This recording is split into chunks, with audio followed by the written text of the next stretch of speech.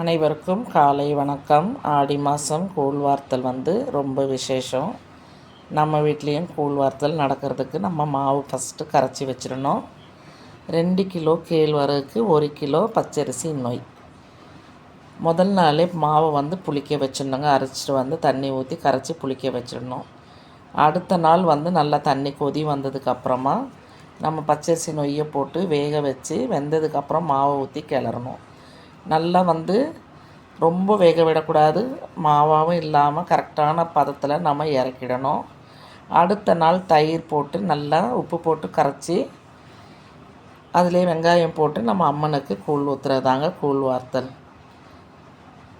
அப்படியே கருவாட்டு குழம்பு, முருங்கைக்கீரை பொரியல், துளு மாவு, பச்சரிசிலேயே வெண்பொங்கல் பண்ணி அதில் வெல்லம் தூவுறதுங்க. இதுதான் கூழ் ஊற்றுற அன்னைக்கு நம்ம செய்கிற வேலை. காலை மத்தியானத்துக்கு சுவையான கூழ் ரெடிங்க. சாப்பிட வாங்க. Thank you all. சப்போர்ட் பண்ணுங்கள், சப்ஸ்கிரைப் பண்ணி லைக் பண்ணுங்கள்.